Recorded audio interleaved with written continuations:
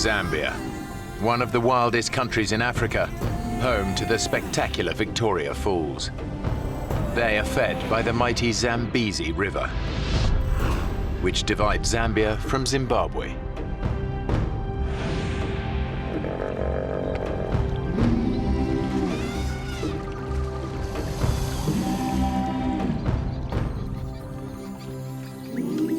It's here on one of the river's most isolated stretches that two friends have planned a weekend fishing trip. Arthur Taylor and Alistair Galatley have known each other for over 25 years. Our kids have grown up together with Alistair. Basically, Alistair's part of the family. He's a very good guy in a crisis and a very good friend. We've known each other a while, We've spent a lot of time together. We go fishing a lot. Where do you want the fish, mate? Usual place. As experienced safari guides, they've lived and worked alongside the Zambezi for most of their lives. Most important. Good enough? Think so? I can't wait to get on the water. Joining them are Arthur's English wife, Faye, and her parents, Clive and Brenda. They're retired teachers visiting from England. Change your mind yet? No, I think I'll just stay here and relax and read a book, all right? They've both lived in Africa on and off over the years.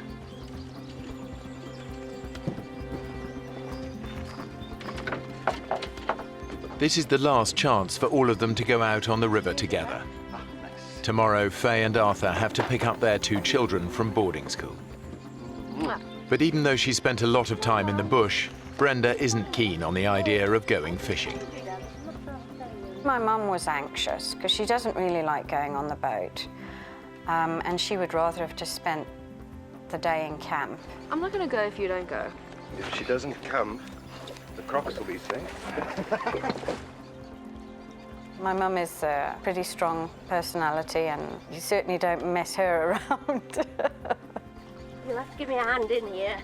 Because it was the last day of the holiday, she finally agreed to come with us. Okay, all aboard.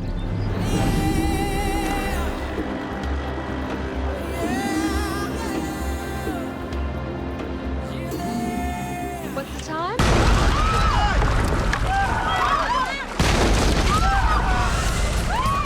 There was no warning.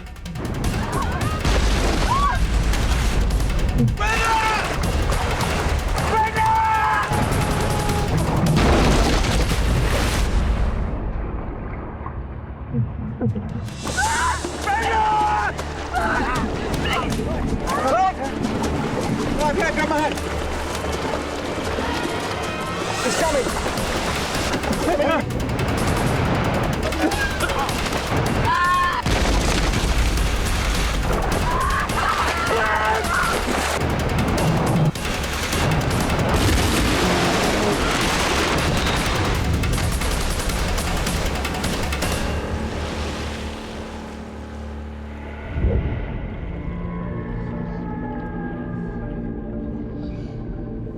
It was just this huge boom, and I was in the water. I think my subconscious was saying, this is it, this is the end.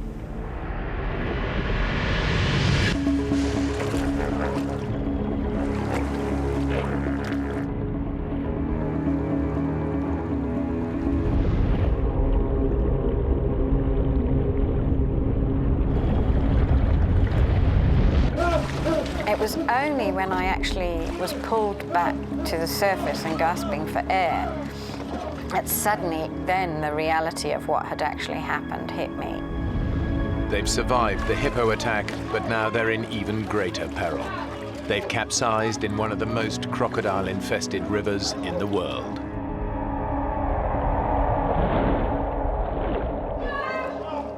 To think about, my bare, dangly legs, it sent a chill through me, thinking that any moment now, one of us would be taken by a crocodile.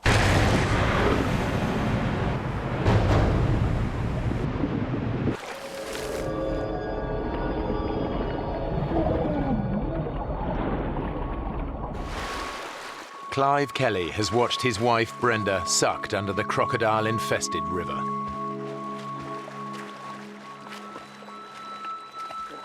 He has no idea if she is alive or dead. Brenda! Brenda! Where are you? Although Clive can't hear them, his wife, along with his daughter Faye, her husband Arthur and their best friend Alistair, have all surfaced underneath the boat. Brenda! But the group's immediate danger is not crocodiles. The current was actually so strong in that part of the river that it actually swept us out from underneath the boat. The Zambezi is famous for its unpredictable and deceptively strong currents. Many people drown in its eddies and whirlpools every year. The one thing that I thought of was the fact that my children could have been with me and that I would have lost them because they would have been just thrown out of the boat. You know, they would have just been gone. Brenda can't swim very well. She was screaming and struggling. She obviously needed something to hold on to, and she had swallowed a lot of water and was gasping for air and kind of pushed onto me so that she could get her breath back. And I'm like, you know, Mum, you know, you're pushing me down. Oh, Brenda, I got you. I got you. It's just so strong, and we were being swept away.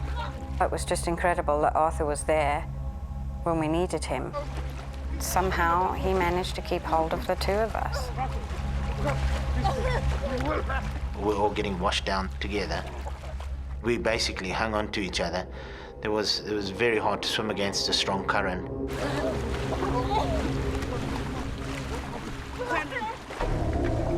The boat has become snagged in the middle of the river. Just relax, Brenda, relax. Clive and Alistair are able to cling on to it while the current drags the others downstream. Clive and I, we couldn't do much. We sat on the front of the boat and we watched them. I had no idea where we were going. All I knew was that we were being swept away. The current was really, really strong and it was just sweeping us down. We were trying to make our way to shallow waters. We knew it was our only hope of survival. Luckily, the current actually took us towards the middle of the river, which was slightly shallower. It's a sandbank. There was a submerged island.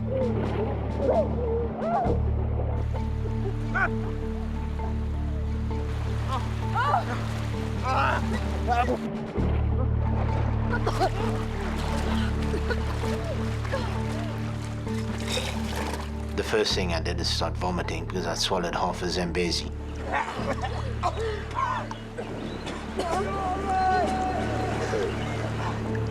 Alistair has seen his friends struggle against the current. He knows Clive would find it virtually impossible to make it to the sandbank. Clive can hardly swim, so it was difficult because he couldn't say, hey, swim over to the sandbank or do this or do that. We just had to sit down and settle down onto the boat.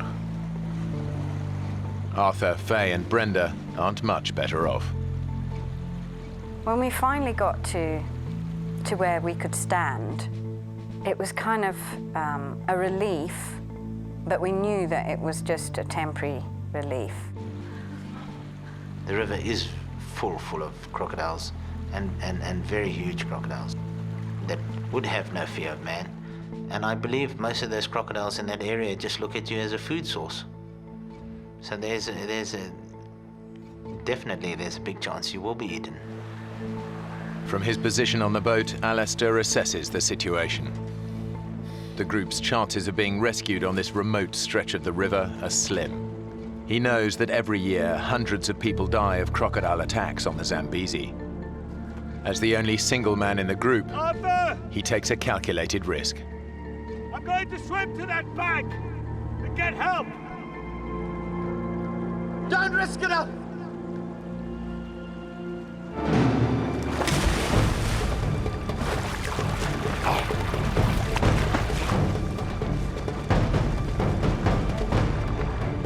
He's crazy. It was quite fast water. I started swimming slowly, I was a bit scared that splashing around the crocs I'd attract crocodiles.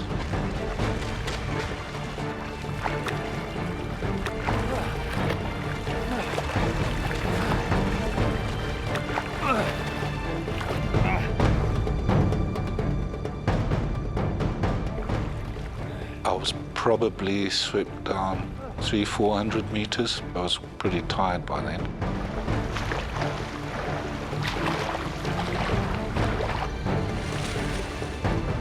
I saw a little inlet up ahead, so I paddled into the inlet. Out of sight from the others, Alistair finally reaches the safety of the riverbank.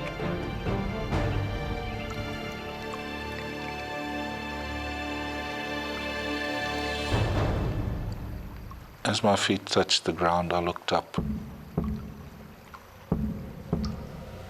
About 10 yards away, there was this crocodile in the water just looking at me.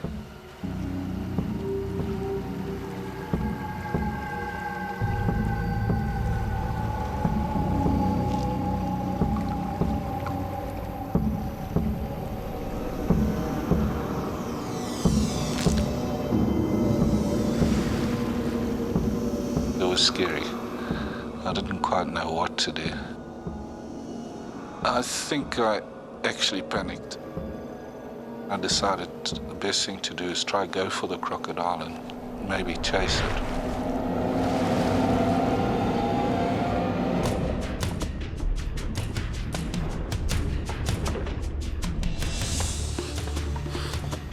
I went under the water just to try to see where the croc was.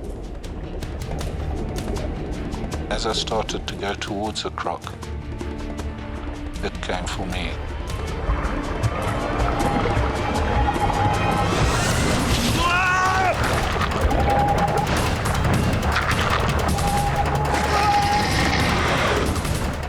It was going for my legs, and I pushed it away with my left hand.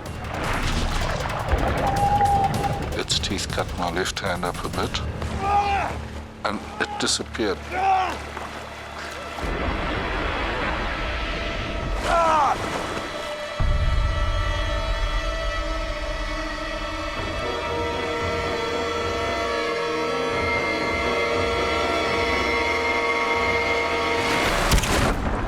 It just latched straight onto my arm.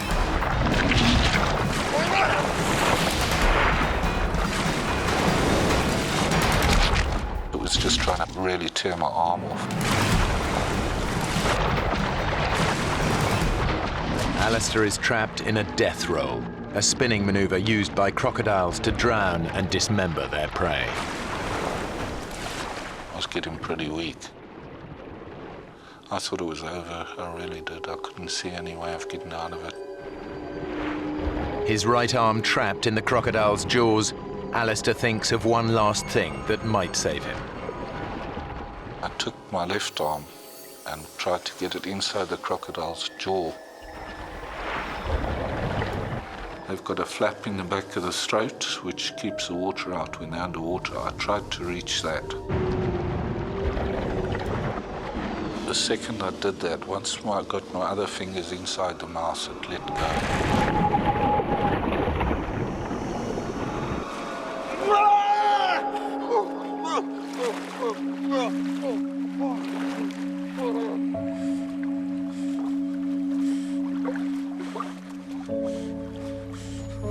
The savage attack has broken Alistair's arm in 3 places. His shoulder joint has been ripped from its socket. I was pretty scared I was going into shock. I was very weak. I lost a lot of blood. All he can do to stem the blood loss is to make a tourniquet.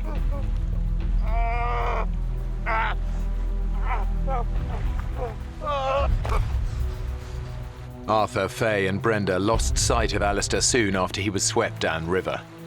They have no idea that he has been attacked by a crocodile.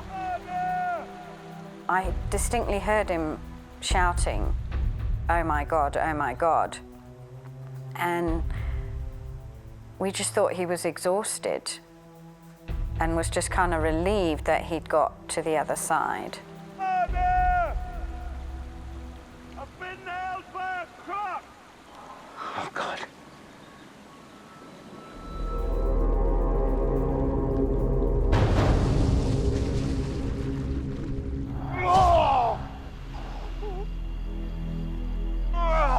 Although Alistair is clear of the water, he is still vulnerable to attack. I was worried about the croc coming back again. I wanted out of there as fast as I could.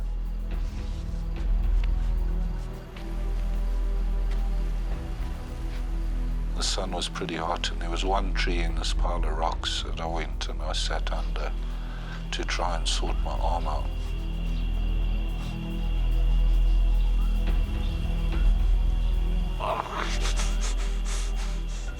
Alistair's natural painkillers are beginning to wear off. He's feeling the full force of his injuries. The slightest movement is agony.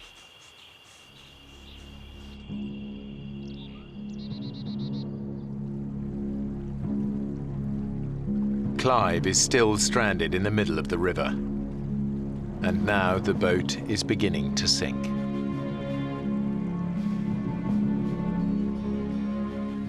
Can't stay there. He left us onto it. Dad! You're gonna have to swim over to us. I know.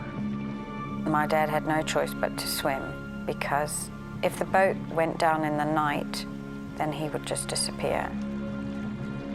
He wouldn't have stood a chance.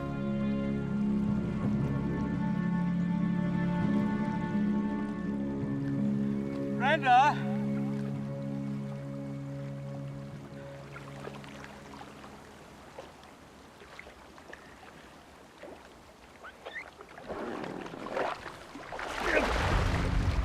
It was just such an awful experience to watch, and terrifying, not knowing at any moment when he was going to be taken by a crocodile.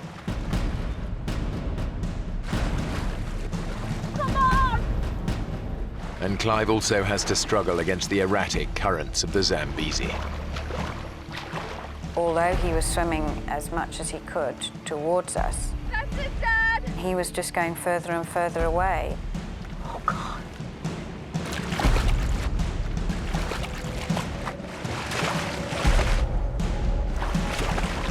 Come on, Clive! Yes!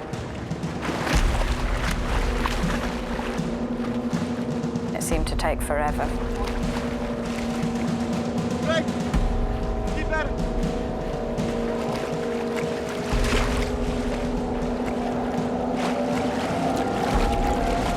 Yeah, okay, I got you. Oh, yeah. I can't tell you what a relief that was, that my dad was alive and had made it. On shore, only a few hundred yards away, Alistair's agony is intensifying. His wound is becoming a poisonous time bomb. I had nothing to wash it out with properly. The arm was full of rubbish. Alistair knows that bacteria from the crocodile's bite will have entered his bloodstream. Untreated, he could easily lose his arm to gangrene. Gangrene is pretty serious. A friend of mine, he got chewed by a lion. You know, he got to hospital within 8 hours, but he still lost his leg. Too weak to move. If the gangrene doesn't get Alistair, the predators might.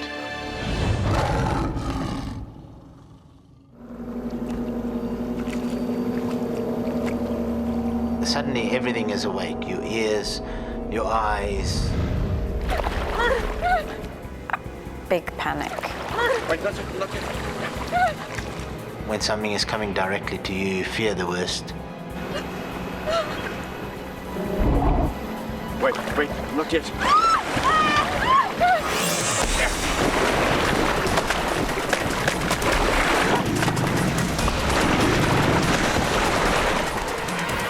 As we hit the water with the paddle, it veered off into the mainstream.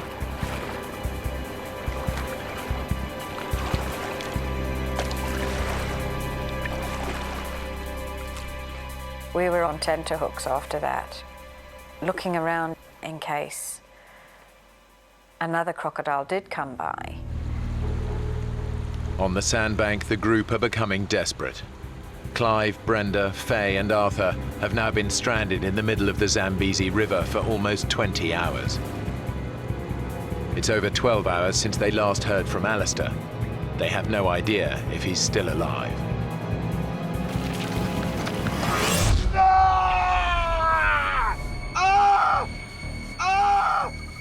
There was this pain, just like needles all over the place, especially on my arm.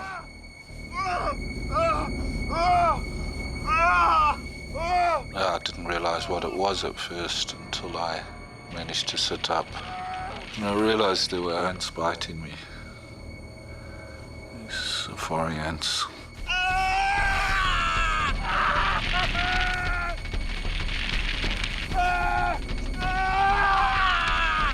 Safari ants are one of the most vicious insects in the world. They've been drawn to Alistair by the scent of his blood.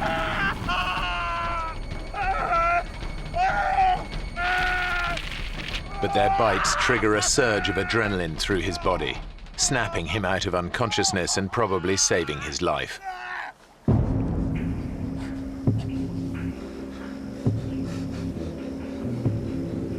Alistair forces himself to move on.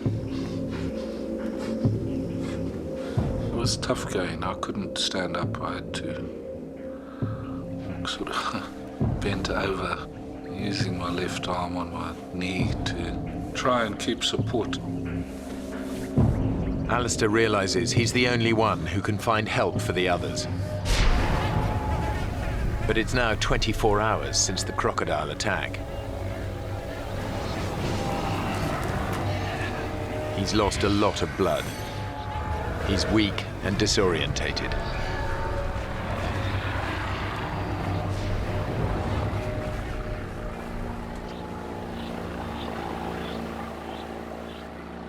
I heard a boat, and I was far from the river.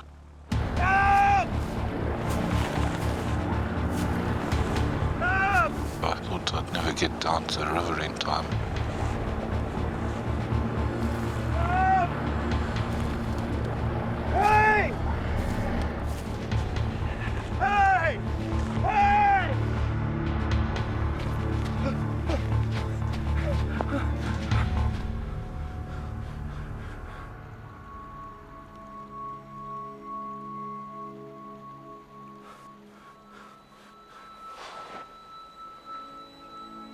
There must have been an aeroplane or something, because it definitely wasn't a boat. Despite the threat of crocodiles, Alistair loses consciousness. On the sandbank, the others are beginning to lose hope.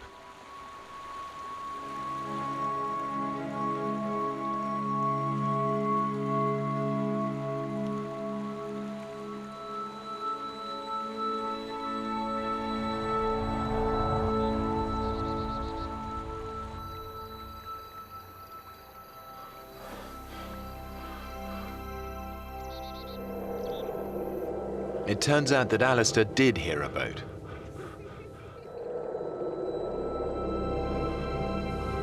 I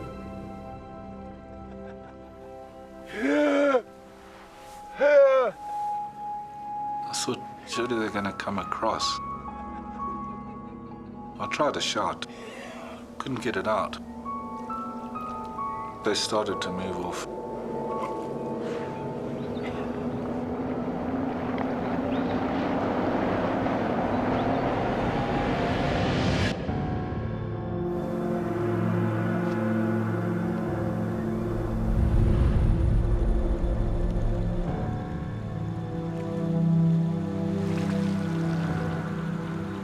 On the river, his friends can do nothing but await their fate.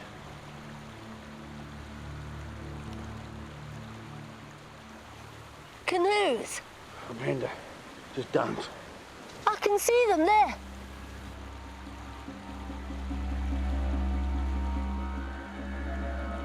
There.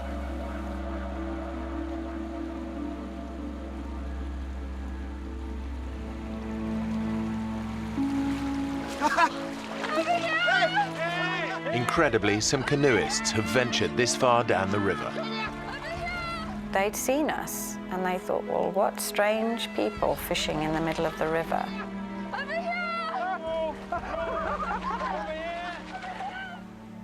I can't tell you how that felt, really. I mean, it was just a sense of relief. We were going to be all right. It was also still worry for Alistair. We hadn't heard from Alistair for several hours.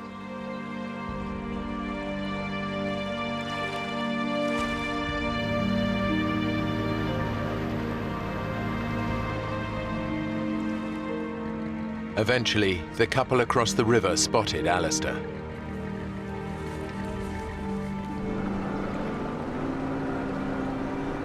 They took him to safety, where he was reunited with the others. Despite his terrible injuries, surgeons were able to save Alistair's arm.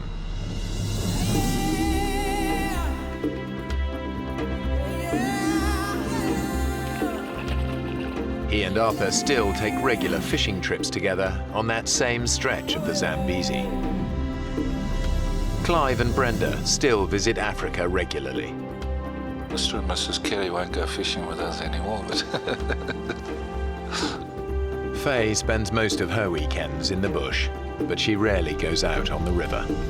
I always feel anxious when I get in a boat, even now, after all these years. It's just such a terrible experience. But we all survived, all 5 of us.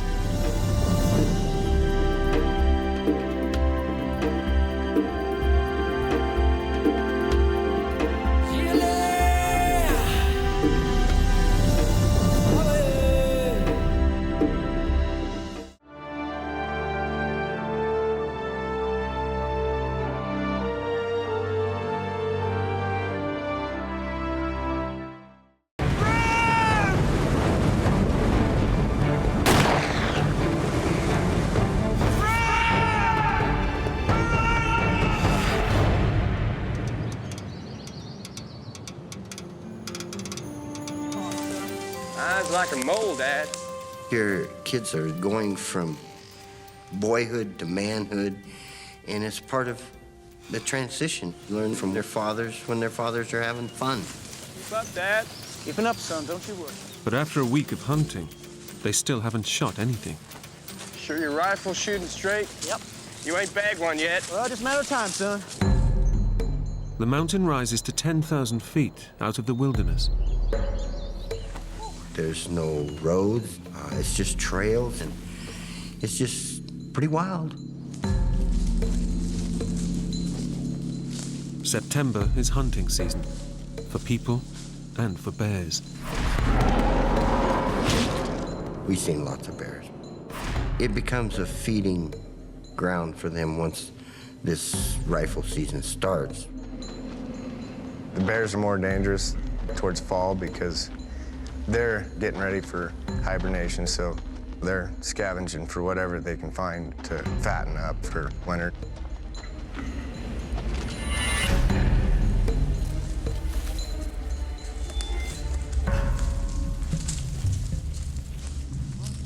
Today is the last day of the trip. The men alone, ignoring any possible dangers. He was very strong physically and strong-willed. He's fearless. What's gonna hurt me? Bram's orange vest might stop other hunters from shooting at him, but it also makes him more visible to predators. But Bram's a high school football star, bold and brash. I was a pretty cocky kid. I didn't worry too much about anything. You know, I was 18, bulletproof.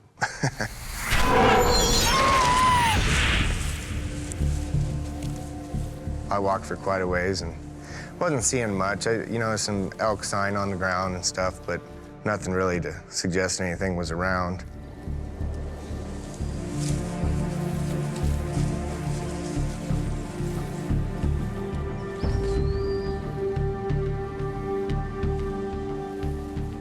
Now a few hundred yards away from his dad and the other hunters, Bram is suddenly aware that the forest is too quiet. I kind of got a weird feeling about then, and there wasn't hardly a noise. You know, there weren't no birds chirping or ground squirrels running around or anything. And there must be something around here keeping the birds quiet, you know, a predator of some sort around. Kind of made the hair on the back of my neck stand up.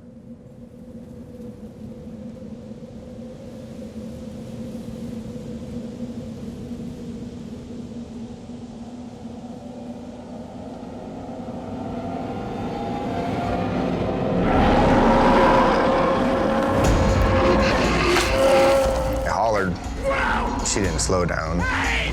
My next thought was get the hell out of the way.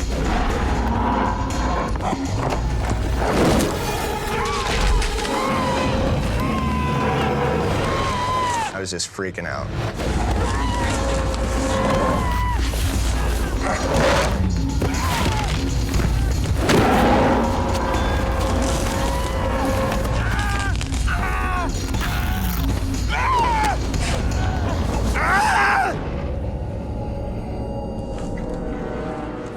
The next thing I know, she's sitting there with her head in my lap, just huffing at me. I was very terrified. I thought to myself, you need to either eat me or get off of me. My temper was starting to get the better of me. So I reached up and punched her in the nose. I come back with my other hand, and she bit through my thumb. And I got to looking around, trying to find my gun. She was sitting on it with her hind legs. Just picked me up and shook me like a puppy with a sock.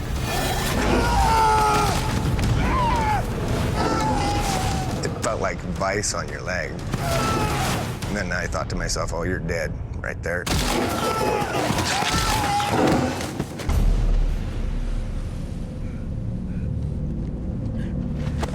When she got done shaking my leg, she just kind of dropped. To get off the mountain as quickly as possible. That means going straight down through unknown territory. At the bottom, they'll try to find a trail to lead them back to their camp, a couple of miles away. There was something crawling up my neck that told me something's wrong. Pay attention. And part of it, I told myself, was, you just don't know where you're going. You're worried about getting lost. I'm getting very concerned because now I'm walking in an area that I can surprise a bear at a moment's notice. So I'm trying to make noise. I was saying things like, okay, bear, here I come, you know, get aside, here I'm coming through. Okay, bear! Here we come! Coming through!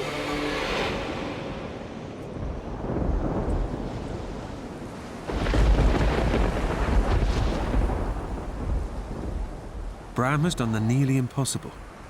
He's killed a grizzly with a single shot.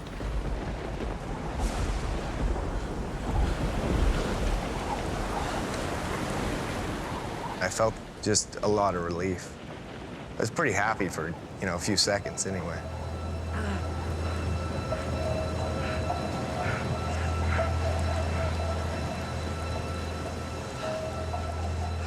Didn't really know what all the wounds I had. I was just kind of trying to figure out, you know, what damage was being done and what I needed to do to get out of it.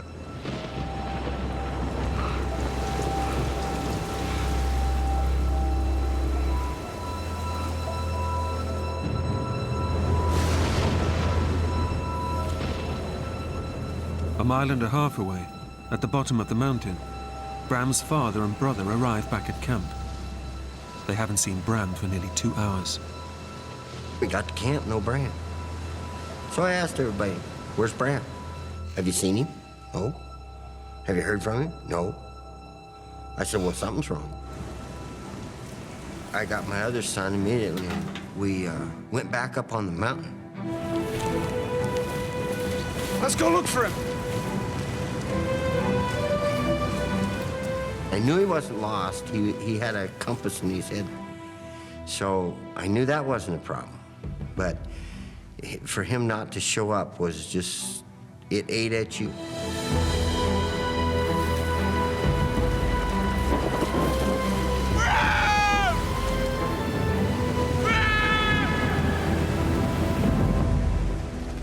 Back up the mountain, Bram is taking stock of his wounds. Adrenaline is pumping through his body, so he has no idea how badly he's hurt. I noticed my shoulder hurt. My head was bleeding, but I didn't really know what all the wounds I had. Bram has been savagely mauled. The bear has ripped his scalp and bitten deep in several places.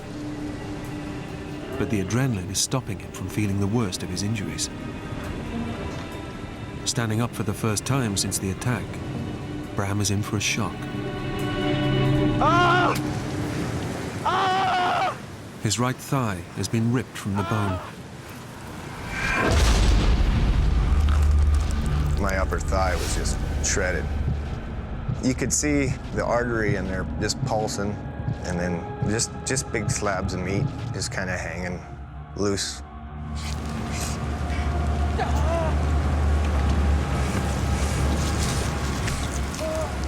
I pulled the meat back up and kind of laid it back in the hole.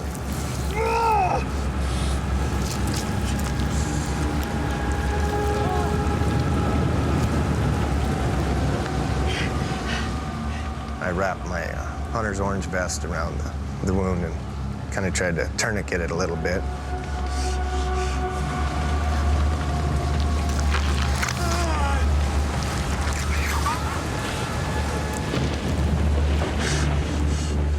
It hurt pretty bad when I pulled it down tight.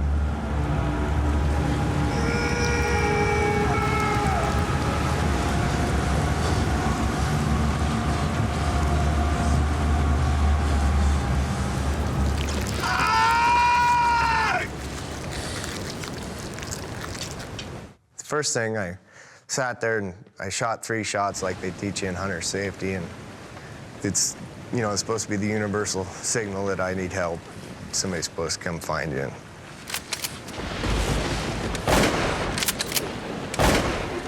I was getting excited because I knew there was a bear in the area, and this guy said he was attacked.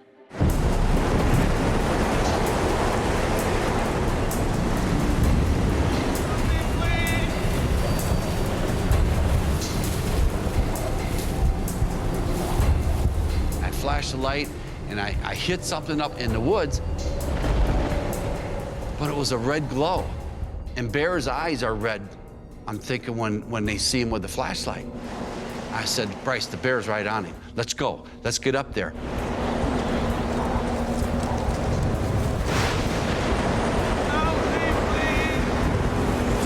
Oh, God. Help me, please! I'm at the height of my adrenaline. I have my pistol cocked, and I get down below where this guy is standing. He's just shaking like crazy, and steam is rolling off of him. Don't move! Stay where you are! I'm coming! Please! Where's the bear? Bear's dead! My mind's really racing. I don't know what to do with hurt people. You could just kind of see the color leaving his face. But, you know, he never really acted panicky or anything around me.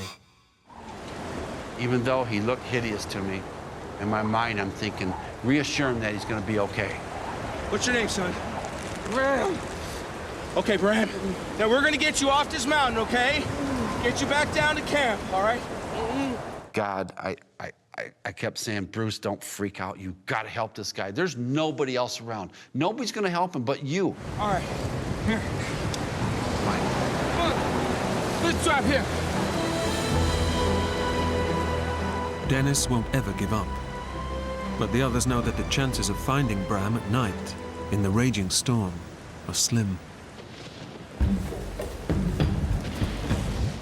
On the other side of the mountain, Bruce is struggling to carry Bram. His strength is running out. And I'm saying to myself, Jesus, this can't be this hard. And it was like the worst thing in my world. I thought, how am I gonna continue this? But I said to myself, whatever you do, Bruce, don't give up. You have to get this kid back to safety.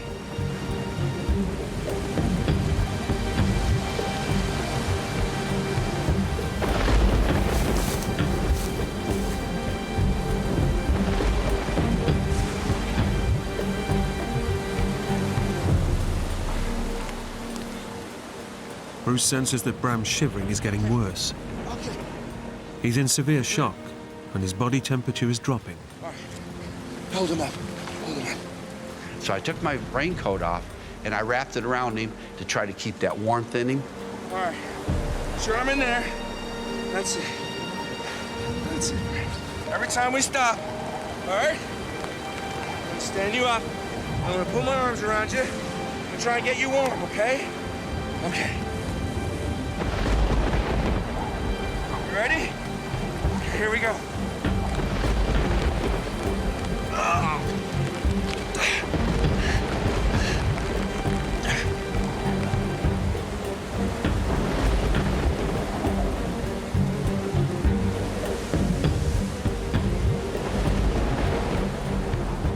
But the relentless storm and the slippery ground are taking their toll on Bruce.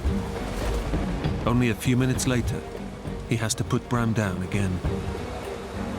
Now it's only been 50 yards, and I'm winded again. And I'm going to myself, you cannot give up, Bruce. You cannot give up. I'm exhausted. I'm tired. I am breathing so hard, and I'm sweating so bad. I know I'm in trouble. But Bruce knows he must get Bram off the mountain fast. If he fails, Bram will die.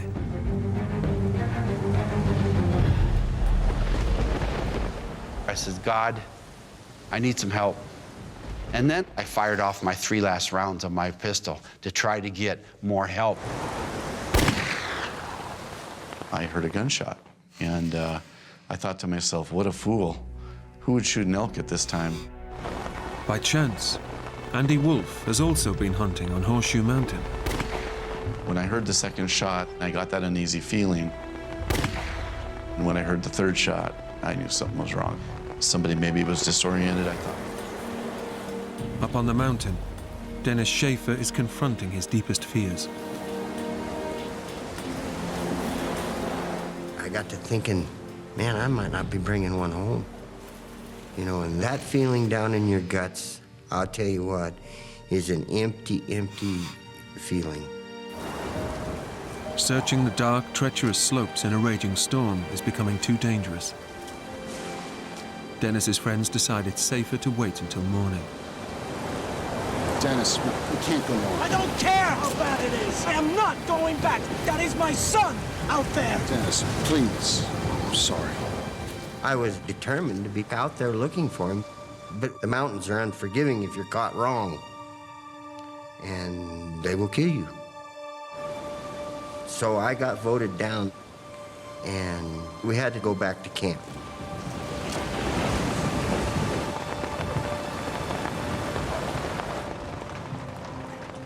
Andy has managed to keep Bram alive so far.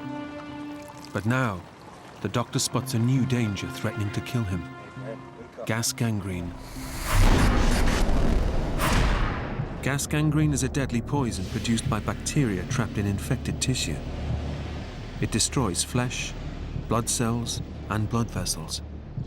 Gas gangrene can travel 6 inches in an hour. If Bram's femoral artery was being attacked by bacteria, it would burst. Bram was in serious trouble at this point. He could very easily be dead by morning. How you feeling, Bram?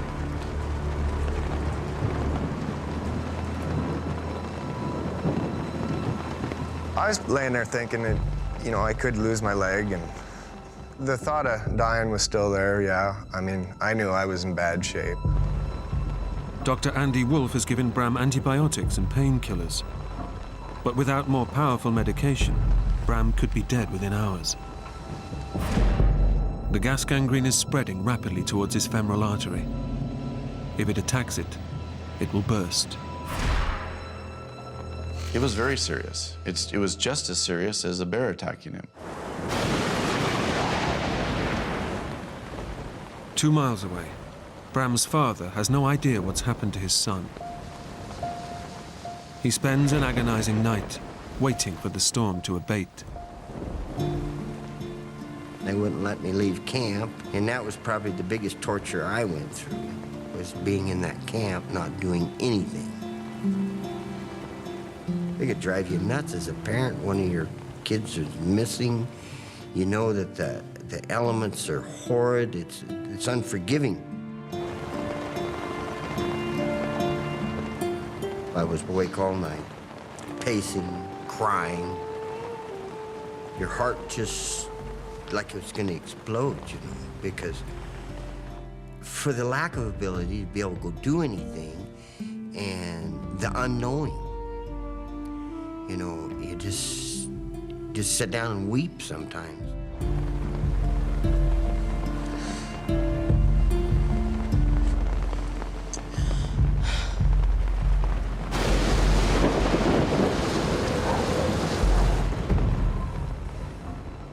Andy and Bruce also spend a harrowing night, hoping Bram will survive until morning.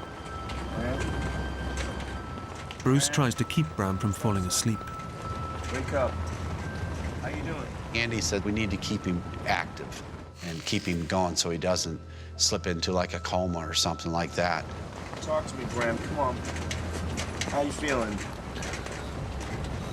I didn't know how long Bram could last, but I knew that at the level of care that he was at, that he would not last. Andy knows that the rapidly advancing gangrene will kill Bram if he doesn't get to a hospital fast. Stay awake, son. I felt very impotent. It was just every moment wish that the sunlight would come. We'd hear a helicopter.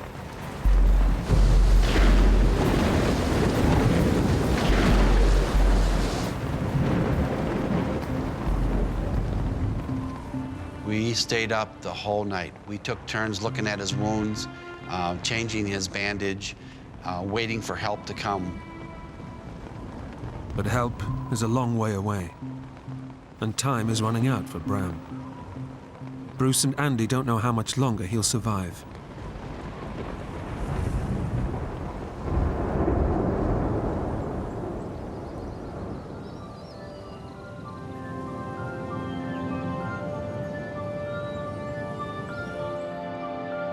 Stay awake, Bram. Just at daybreak, we heard the chopping noise of the helicopter coming. You hear that, Bram? You hear that? I was pretty excited when I heard that helicopter coming in. I've never been so happy in my life as to hear rotor blades. Help is on its way. I was just relieved. You know, I was happy because I thought, wow, he's going to be okay. Okay. 1, 2, 3. Oh! That's it, Bram. That's it. Watch his head. With Bram on his way to hospital, Bruce sends one of his party to find Bram's father. Bram! Dennis has been searching since first light. Our plan was to go exactly where we had all left off the day before, and work our way down the mountain. If we found him, we were to shoot 3 shots and then shoot the 4th round. So then you would know that somebody had found him alive.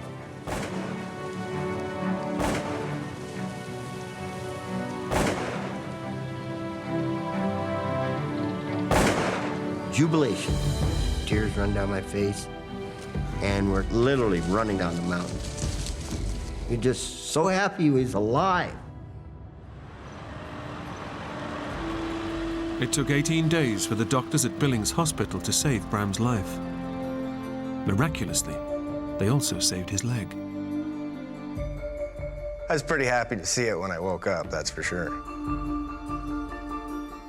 I feel very grateful for all the angels on the mountain, Bruce and his boy and Doc Wolf.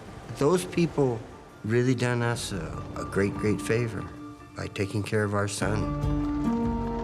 I'm not a hero. I just did what I had to do. I just know that I did the right thing.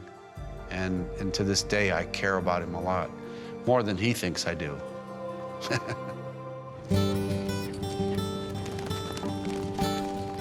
When I left the hospital, they told me I probably would never be able to ride a horse or do this or do that. Riding horses is a pretty big part of my life, so I think it was less than 2 months before I got on a horse, and I've been able to do just about anything I want to do.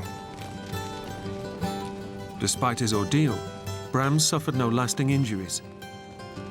Today, he's also a father and looks forward to the day he'll take his own son hunting on the mountain.